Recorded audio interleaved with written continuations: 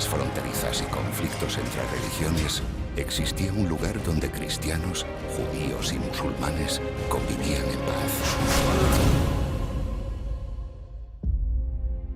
Toledo.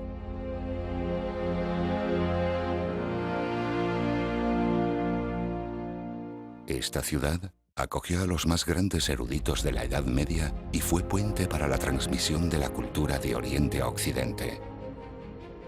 Toledo, sin embargo, es una ciudad de altos contrastes, sede de importantes concilios que intentaron borrar del mapa los saberes heterodoxos, los mismos que, siglos más tarde, bajo mandato y dirección del rey Alfonso X el Sabio, serían reforzados allí mismo y desde donde irradiarían a toda Europa. Pero esta histórica ciudad es algo más. Toledo es también un lugar mítico, donde Hércules construyó una gran cámara para guardar tesoros inimaginables sellados con una profecía.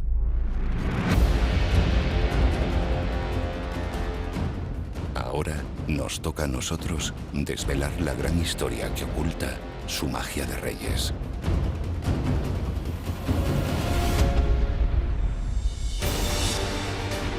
Hemos observado las estrellas durante millones de años. Se han sucedido guerras. Han nacido y han perecido civilizaciones, culturas y religiones. Un mundo cambiante bajo un eterno cielo. Sabios, sacerdotes, astrólogos, alquimistas han intentado descifrar el gran enigma que se oculta bajo las estrellas. Ha llegado el momento de mirar hacia arriba.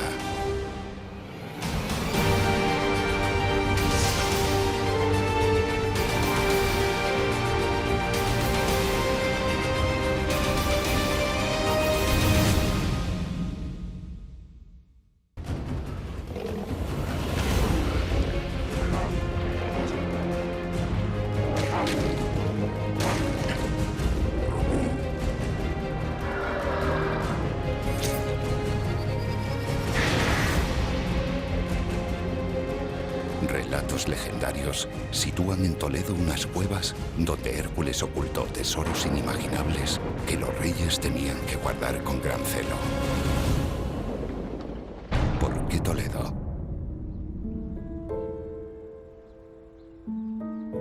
Toledo es la capital espiritual de España, y no lo digo por decir.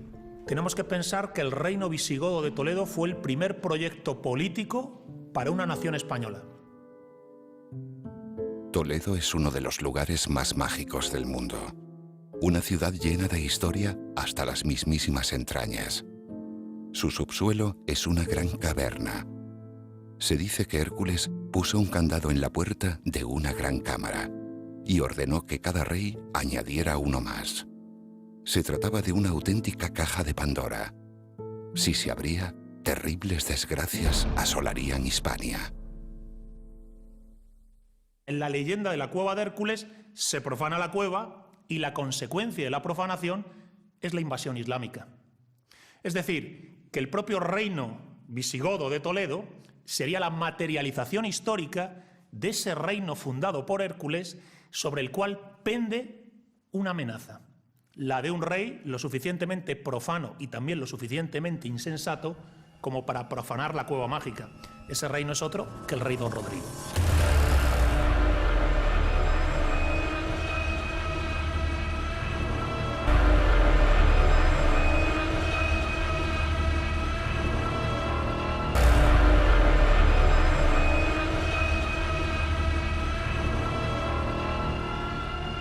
La leyenda se prolongó durante siglos.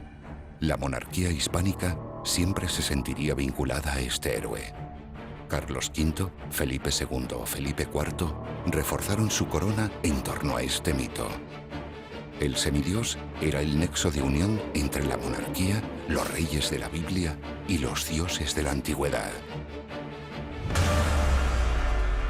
Alrededor de la figura de Hércules lo que se concentra es el arquetipo del héroe fundador. Los reyes de España, desde el propio mito de la cueva de Hércules, con Alfonso X a la cabeza, están diciendo de algún modo que en ellos se está continuando el linaje de Hércules. Aún hoy podemos seguir los rastros de la leyenda de la hercúlea figura en la ciudad de Toledo. Hay quien relaciona la iglesia de San Ginés con las cuevas de Hércules. El cardenal Silicio manda una expedición para romper aquella cueva de acceso de la calle de San Ginés y encontrar el auténtico corazón de lo que llamaban la cueva de Hércules. Esa expedición obtuvo unos efectos contrarios a lo que él pensaba, ya que los expedicionarios finalmente enfermaron, murieron y tuvieron un final bastante trágico. Realmente, como digo, la leyenda y la realidad en Toledo son un matrimonio perfecto del cual uno no sabe distinguir qué es imaginación y qué puede ser una contundente realidad. Toledo, debido al tipo de suelo sobre el que se asienta, oculta bajo sus calles un laberinto de cuevas y galerías, donde muchos se escondieron a practicar magia y ciencias ocultas.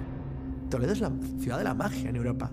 Toledo es la ciudad de los grimorios, la ciudad del encantamiento, la ciudad donde se formaba a los magos, donde venía gente de toda Europa para aprender las artes curativas, las artes de la astrología, para aprender cómo era la mecánica del cosmos o cómo se interpretaba el movimiento de los astros, para aprender lo que estaba vedado al conocimiento de la gente en prácticamente todo el mundo.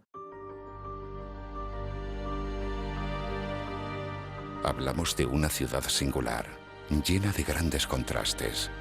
Hasta 18 concilios se llegaron a celebrar en Toledo.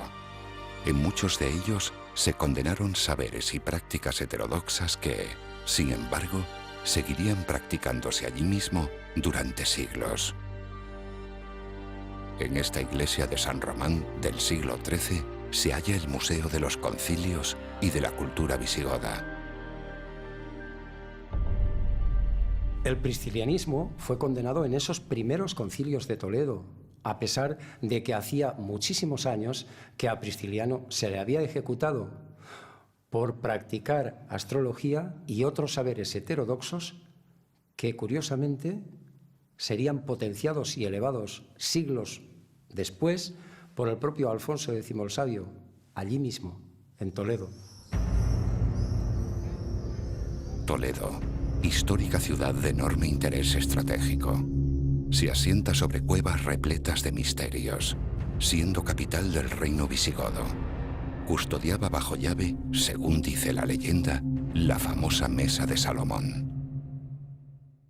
¿Por qué esa obsesión de llevársela a Oriente Medio? ¿Por qué se pierde durante el intento de traslado? ¿Por qué le arranca una pata? Porque en realidad, además Salomón puede ser un espejo de pared que tuviera como patas o podría ser una mesa. Pero que sabemos que estaba rodeado de jeroglíficos y decía la leyenda que representaba los 7 siglos del universo. Tarik le arranca una pata antes de darse a la muza. ¿Por qué? O porque le eliminaba parte del mensaje que transmitía o porque la parte que se lleva era como un holograma, llevaba el mensaje completo. La monarquía tenía a la ciudad como un símbolo de unión con sus orígenes bíblicos y divinos. No es extraño que allí confluyeran incluso ideas vinculadas al principio y el fin del mundo. En todo ese territorio se cocía algo importante, hasta el punto que incluso había una teoría escatológica y apocalíptica diciendo que Toledo estaba un poco destinado a ser el final de una época y el inicio de otra, ¿no? Este ambiente cargado de historia y de leyenda a partes iguales, coloreado por el crisol de culturas que suponían árabes, judíos y cristianos, fueron aprovechados por el rey Alfonso X el Sabio para fomentar una cultura singular, con la mirada siempre puesta en los astros.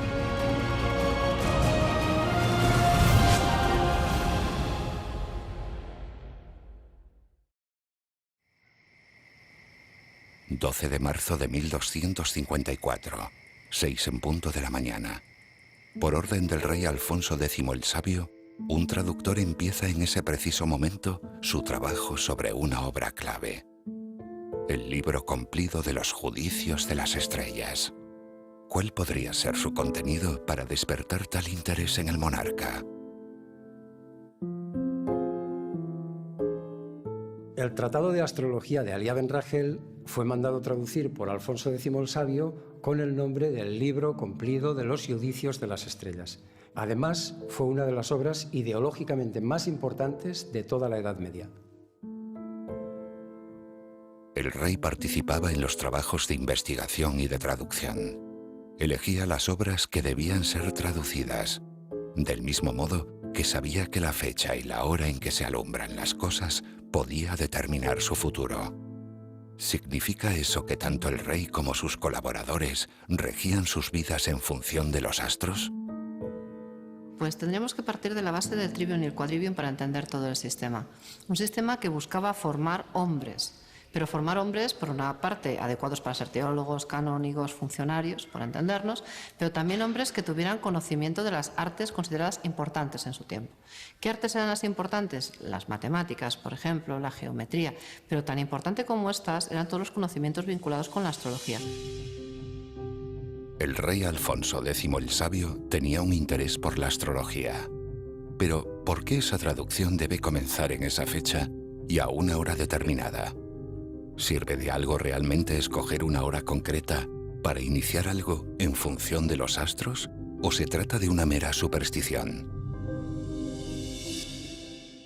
No tenía nada de extraño que Alfonso X el Sabio buscara las horas más adecuadas para hacer las cosas más importantes. Esto era algo común a todos los grandes personajes de la antigüedad.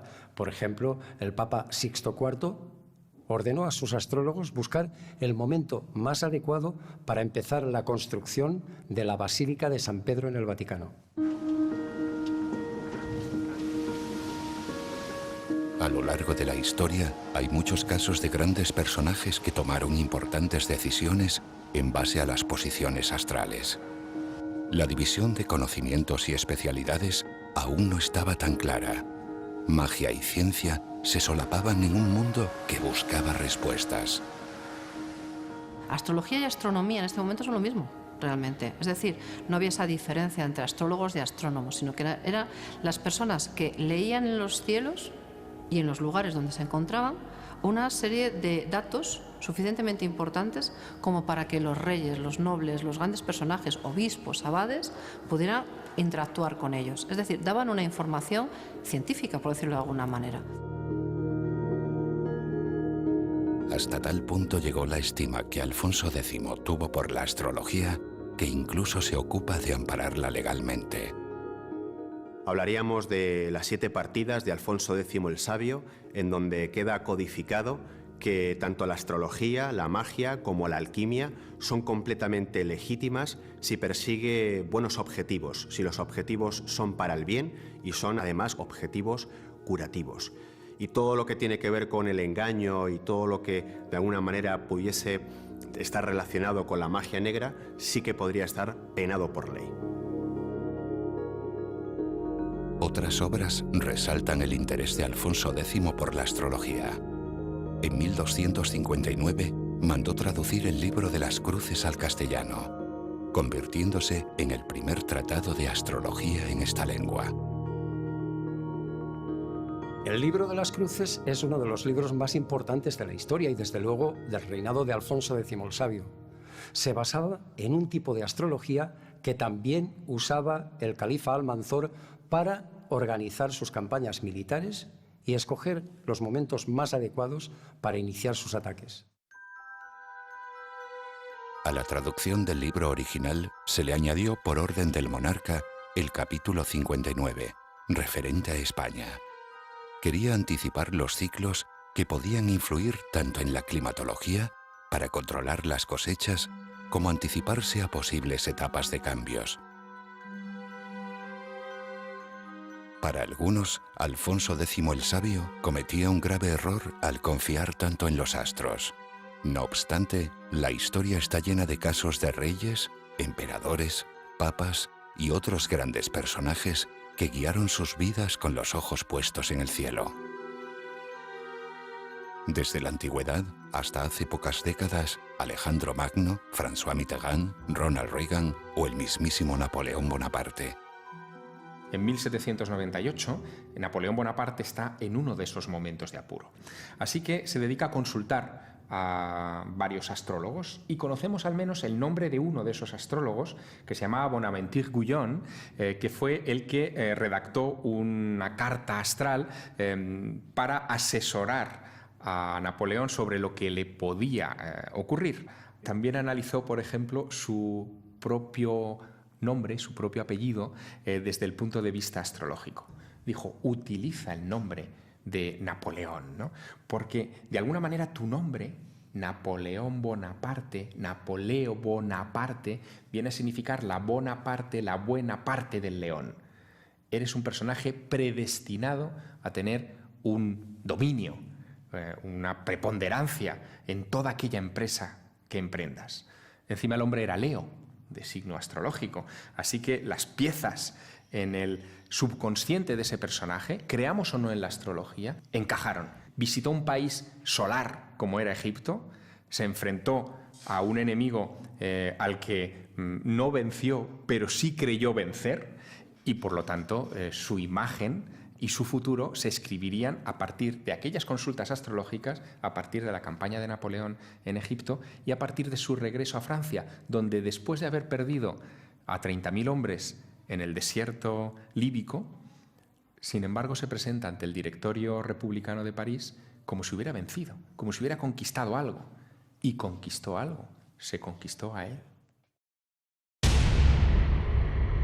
Las grandes conjunciones fue uno de los libros que mandó traducir Alfonso X. Según esta obra, la asociación entre Júpiter y Saturno señalaba el nacimiento, auge y decadencia de los estados. Desde la estrella de Belén hasta la Revolución Francesa, las conjunciones entre Júpiter y Saturno han marcado la historia. Los sucesos recientes más conocidos de esta conjunción fueron el asesinato de Abraham Lincoln, la muerte de Franklin Roosevelt o también el asesinato de John Fitzgerald Kennedy. Algunos podrían pensar que regir los destinos de un país era una cuestión del pasado. Sin embargo, nada más lejos de la realidad. Ahí tenemos, por ejemplo, a Reagan, que organizaba su agenda en función de su astróloga, podríamos decir, oficial, que se llamaba Joan Quigley. Hay un dato verdaderamente espectacular. Ese tratado de desarme nuclear que firman Reagan y Gorbachev en Islandia a una hora intempestiva y que nadie pudo entender nunca por qué en ese lugar, por qué a esas intempestivas horas de la madrugada. La respuesta está en su astróloga, que fue quien dijo el lugar y la hora a la que debía realizarse la firma de ese histórico tratado. Ronald Reagan conocía la maldición que marcó el trágico desenlace de algunos de los presidentes de Estados Unidos. Si gobernaban al producirse esta asociación de planetas, morían antes de finalizar su mandato. ¿Pudo acabar con esta amenaza gracias a la astrología?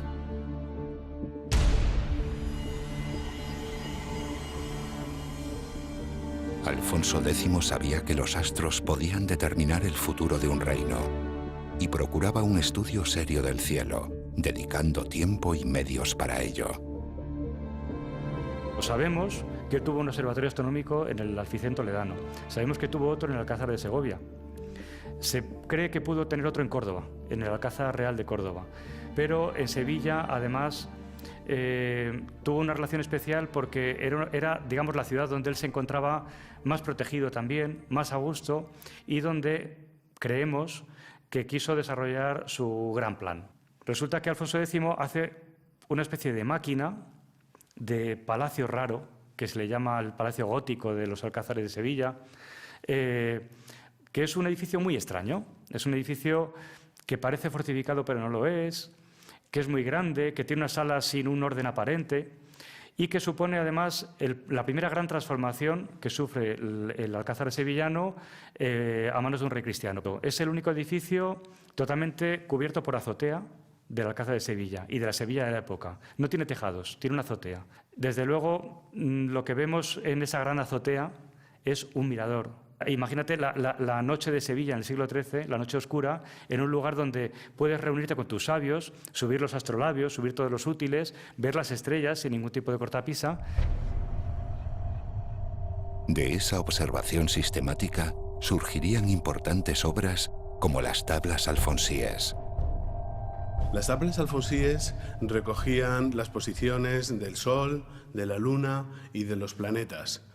Estaban basadas en observaciones anteriores, realizadas principalmente por el gran astrónomo Azarquiel, un astrónomo andalusí que también trabajó en Toledo, pero fue Alfonso X quien hizo esa compilación, una compilación de medidas muy precisas que circuló por toda Europa y durante toda la Edad Media, hasta llegar al Renacimiento y a las mismísimas manos de Copérnico. Copérnico, quien utilizó estas medidas para dar mayor apoyo a su teoría heliocéntrica, pues esta teoría explicaba de manera mucho más sencilla, tanto estas observaciones como otras, de una manera mucho más sencilla, digo, y mucho más precisa que la teoría geocéntrica. Alfonso X el Sabio fue rey de Castilla y León de 1252 a 1284, bajo cuyo reino convivieron las tres culturas, judíos, musulmanes y cristianos. A él mismo le gustaba llamarse rey de las tres religiones. Destacó por su constante y profundo apoyo al desarrollo de las artes y las ciencias, su verdadera vocación. Pero su vida estaría marcada por el drama. Alfonso era un hombre de letras, era un hombre de centrarse en sus estudios, era un hombre de déjame, quiero escuchar una trova, quiero componer, era un creativo.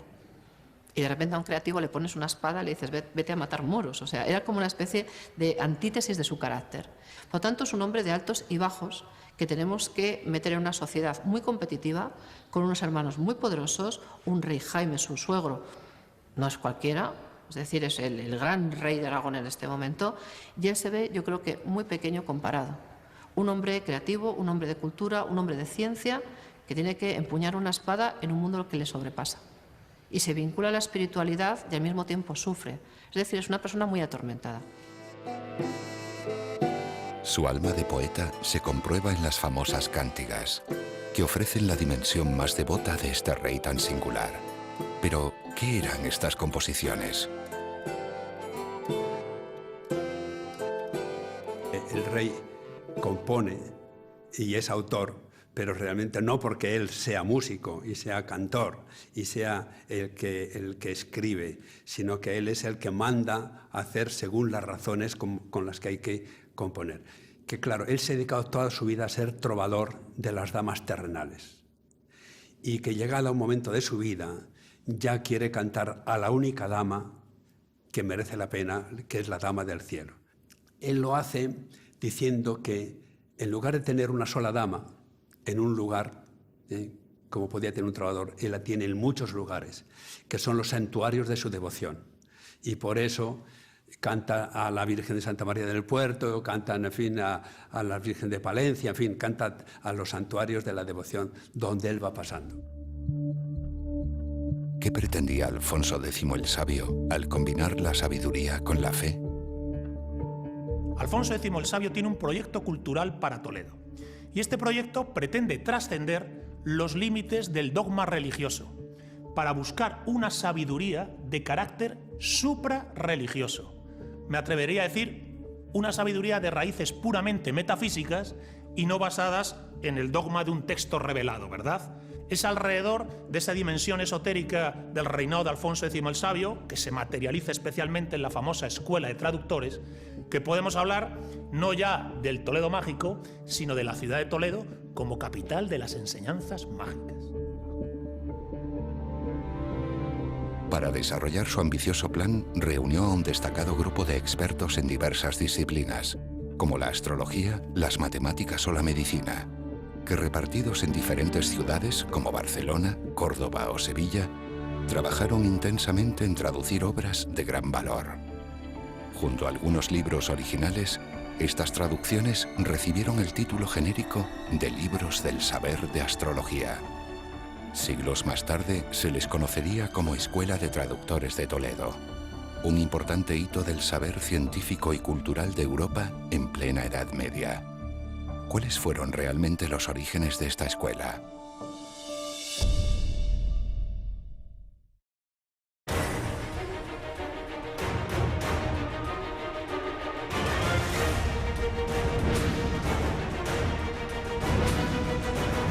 La Catedral de Toledo era uno de los lugares que albergaba la famosa Escuela de Traductores.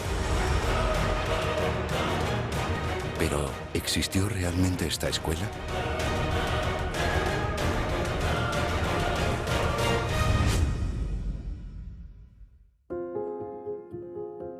Escuela de Traductores de Toledo es la culminación de una fructífera etapa cultural cuyo punto de partida podríamos situar en el año 1085, cuando Alfonso VI conquistó Toledo. Alfonso VIII y Alfonso IX fundaron lugares de estudio en Palencia y Salamanca. Fernando III el Santo, el padre de Alfonso X, ya se implica quizá más personalmente en estos estudios, auspiciando traducciones como el Libro de los 12 Sabios, de marcado carácter astrológico. Pero es Alfonso X el Sabio el monarca más comprometido. Es bajo su mandato cuando la Escuela de Traductores de Toledo recibe este nombre, aunque en realidad eran unos 14 sus miembros repartidos también en otras ciudades, como Sevilla, Murcia o Barcelona. En buena medida somos herederos de esa tradición que en Toledo puso en marcha Alfonso X el Sabio y que gracias a esas traducciones hoy entendemos el mundo desde una perspectiva mucho mejor, porque esas traducciones fueron posibles porque hubo un rey que entendió que era provechoso, que era bueno para el conocimiento humano entender, comprender, leer, poder estudiar textos que en buena parte de la Edad Media habían pasado pues absolutamente desapercibidos. Pero, ¿cuáles fueron los precedentes de la Escuela de Traductores de Toledo? Cuando se habla de la Escuela de Traductores de Toledo, vinculada a Alfonso X el Sabio, se olvida el papel de sus antepasados, los reyes de León. Realmente esa escuela, que algunos dudan, de hecho hay un catedrático de la Universidad de León, Julio César Santoyo, que cuestiona que la propia Escuela de Traductores de Toledo existiera. Porque él dice, bueno, es una sucesión de traductores, no una escuela de traductores. Yo creo que sí existió esa escuela de traductores y el lugar primero fue León, el segundo fue Toledo. Convivencia y crisol de culturas también. Bien es verdad que en tiempos de Alfonso VII, Fernando II, Alfonso IX, San Fernando, es decir, mucho antes del X, tenemos esa escuela de traductores funcionando. Pero también es cierto que el X la potencia. Toledo sería reconquistada por los cristianos en el siglo XI, heredando todo el conocimiento acumulado que había llegado hasta aquí. Alfonso X y la Escuela de Traductores señalan un momento álgido de la cultura y la ciencia de la Edad Media. El relevo de esos grandes centros del saber que fueron Alejandría o Bagdad. Uno de los más notables precedentes de Alfonso X el Sabio era el califa Al-Mansur, que en el siglo VIII ordenó a sus astrólogos buscar el momento más adecuado para la fundación de Bagdad, una ciudad que se hizo de forma circular en honor a los astros. Y ellos eligieron el 24 de julio del año 762 y buscaron un ascendente en Sagitario para que toda la población estuviera protegida. Es más, llegaron a predecir casi con total exactitud los siglos que esa ciudad sería inexpugnable. Los musulmanes acumulaban todo el saber de aquellos tiempos, previamente desarrollados por Babilonia, Egipto, Grecia y Roma. Se habían convertido en la avanzadilla de la investigación y del progreso, llevando a Occidente grandes aportaciones en el mundo de la arquitectura, de la medicina, de las matemáticas o de la astrología.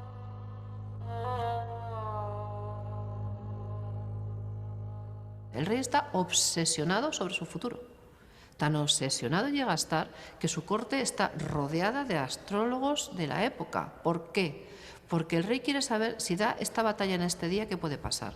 Si recibo al embajador de Pisa en 1256, ¿qué puede pasar? Si mi hermano me manda una carta y su carta astral es esta y la mía es esta, ¿qué puede pasar? Si mi mujer... Y le obsesionaba tanto su futuro que yo creo que buena parte de esos estudios de la Escuela de Traductores de Toledo son casi las inquietudes personales de un rey todopoderoso que puede tirar de sabios. Más que vamos a crear un pozo de sabiduría. No, necesito saber esto, dame una respuesta. ¿Quién es el que más sabe? Fulano, tráelo para aquí. Todo esto daría lugar a una serie de libros de ciencia, pero también a otros de alta magia, destinados en primer lugar a los reyes. Muchos de ellos se guardan con enorme celo en la Biblioteca Nacional de Madrid o en la Biblioteca del Monasterio de San Lorenzo del Escorial. ¿Por qué? ¿Cuál es el carácter y contenido de estas obras? ¿Qué buscaba el rey sabio entre tantas obras de astronomía?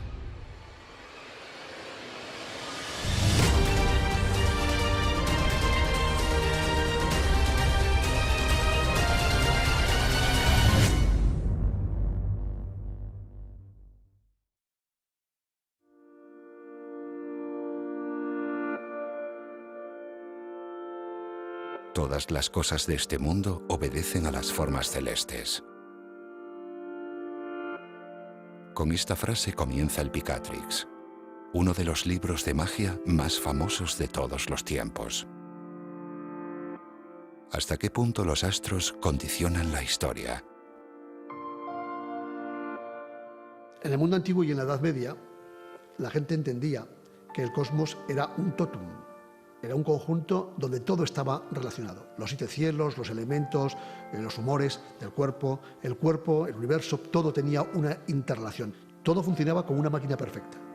La creación es una obra divina, por tanto, Dios no puede crear una obra imperfecta. El funcionamiento del universo es la perfección. El movimiento de las estrellas, del sol, de la luna, de los astros, de los ciclos de la naturaleza, todo eso es perfecto.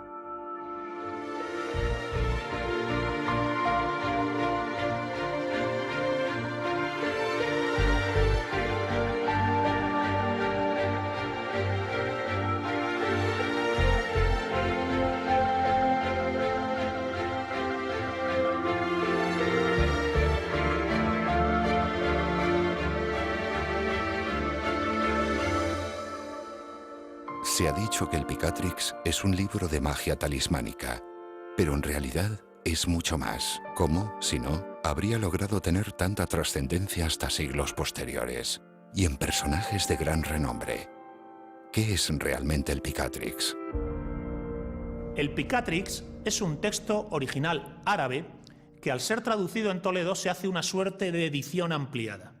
Y básicamente es un gran tratado de magia talismánica, en el que se plantea que la influencia de los astros sobre el mundo puede ser orientada por el mago, pues los astros son portadores de las formas primordiales celestes, de las formas supremas de las cosas, y es el mago el que es capaz de imprimir esas formas supremas en la materia mediante el uso del talismán.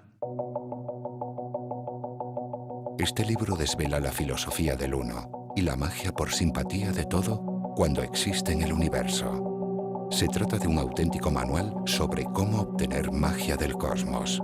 Hay una frase maravillosa que resume toda la esencia del Picatrix, y es esa que dice que el sabio percibe en lo oculto, además de la diversidad, la correspondencia y la unidad. El Picatrix era un libro de alta magia que estudiaba los influjos del cosmos.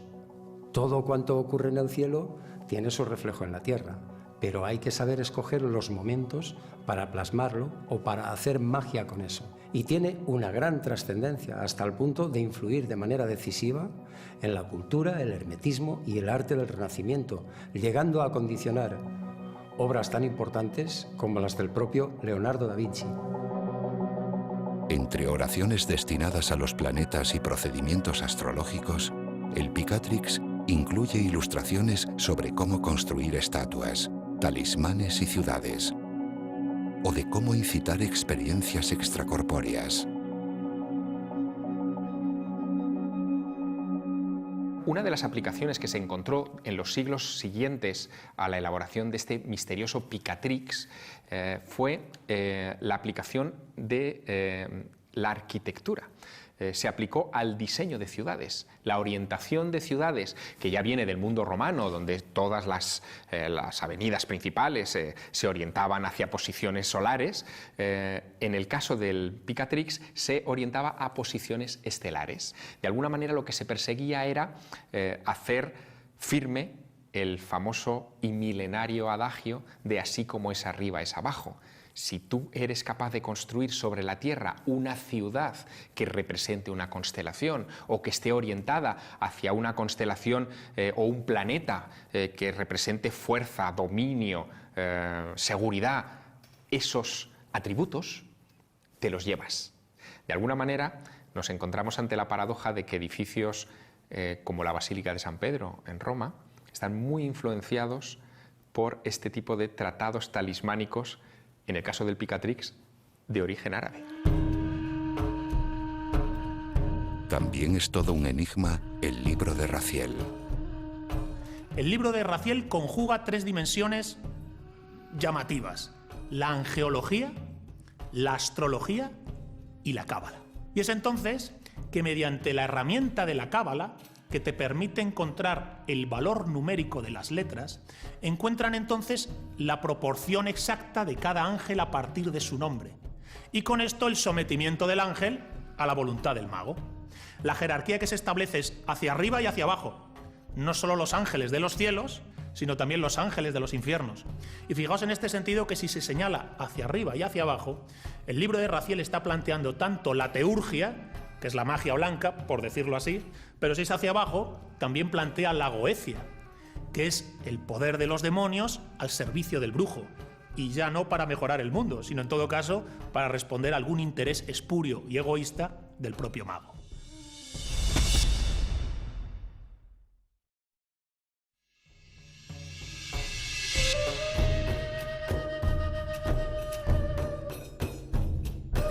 Los siglos XII y XIII vieron una proliferación de extraños libros que tendrían un denominador común y que serían conocidos como los grimorios.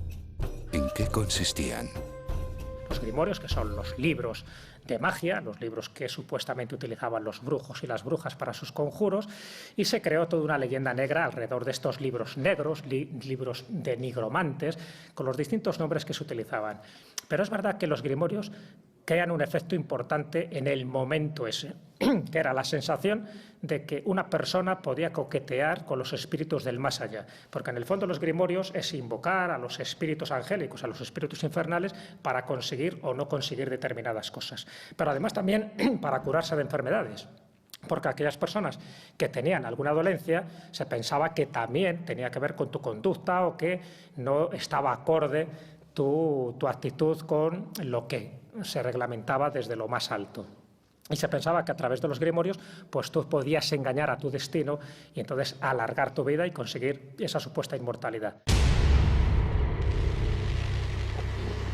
Sin embargo, estos libros mágicos no eran una novedad. Existen célebres precedentes que involucran a grandes personajes. Es el caso del conocido Enchiridión, que el Papa León III regaló a Carlomagno y que tanta trascendencia ha tenido.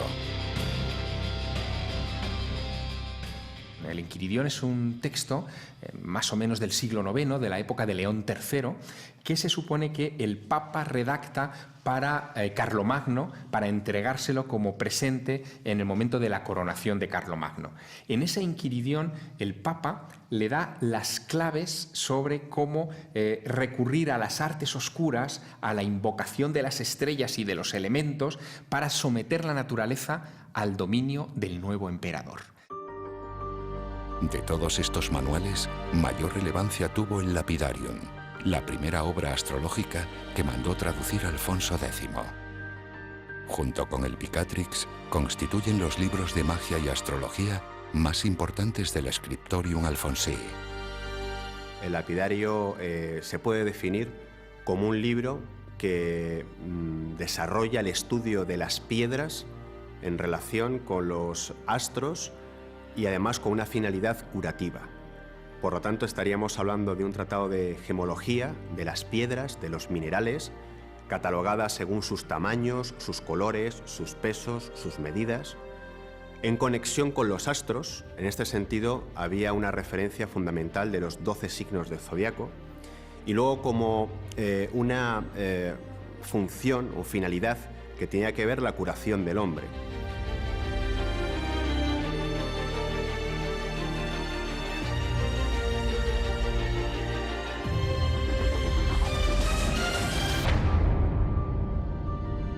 La obra se divide en 4 libros protagonizados por piedras con propiedades especiales y su relación con los signos del zodiaco, con la conjunción de los planetas e incluso con las letras del abecedario. El Lapidarium es un libro extraordinario, contiene los dones que son capaces de transmitir 360 piedras. donde están desde la caliza, el granito, que son piedras más o menos habituales, hasta piedras más preciosas, como puede ser el diamante, el berilo, el aguamarina, el rubí o la esmeralda, ¿no? Había piedras que tenían una característica especial para provocar, por ejemplo, que se acabaran los dolores de cabeza, las migrañas. Otras inducían a dar fertilidad o potencia sexual a un varón para que pudiera procrear hijos. Todas las grandes monarquías medievales, modernas y contemporáneas tienen coronas con piedras y con gemas preciosas que tienen leyendas relacionadas con este valor, estas características, esta fuerza que dan esas piedras.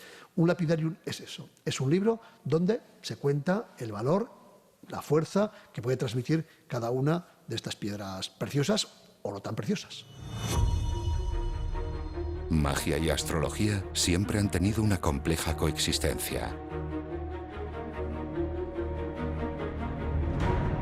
Duramente rechazada por muchos y menospreciada intelectualmente, también han sido reforzadas de forma interesada y manipuladora por otros. La astrología matemática o científica, como la que se practicaba en la antigüedad, era ideológicamente distante con muchas de las prácticas y conocimientos astrológicos de la Edad Media. Por ello, mientras algunos pretendían recuperar un saber ancestral y arrojar luz a muchas de las incógnitas del ser humano respecto al universo, otros usaron este conocimiento y otras prácticas mágicas con otros propósitos. Simple búsqueda de respuestas o magia de reyes.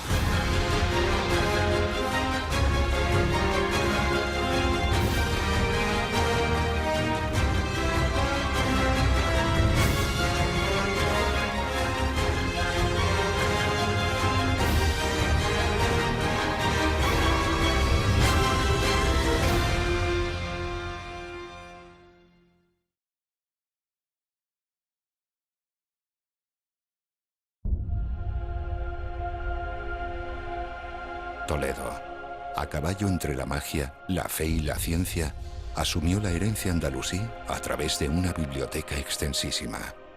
El rey, sin embargo, no trató del mismo modo a todas las disciplinas, mostrando un especial interés en la temática astrológica. Picatrix y Lapidarium son dos de los libros que mayor influencia tuvieron durante siglos y cuyos ecos aún resuenan con fuerza.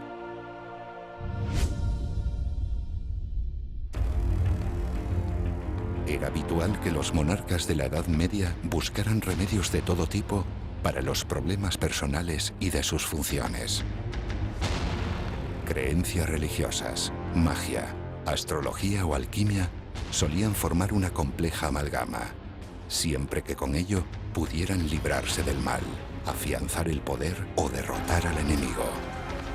Pero si se guiaban los reyes del pasado por la magia y las estrellas, ¿podría seguir ocurriendo en la actualidad?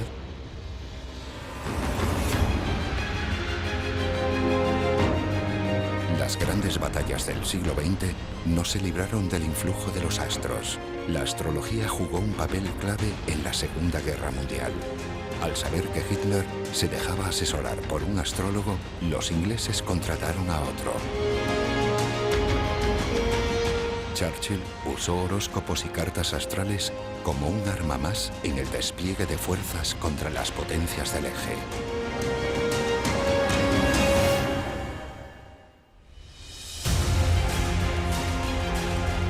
Alfonso X no fue el único personaje histórico que se interesó por el poder de los astros sobre los asuntos terrenales. ¿Hasta qué punto influyó realmente en los principales acontecimientos y periodos de la historia de la humanidad? ¿Son conscientes nuestros líderes de la importancia e influencia de los astros sobre la vida humana?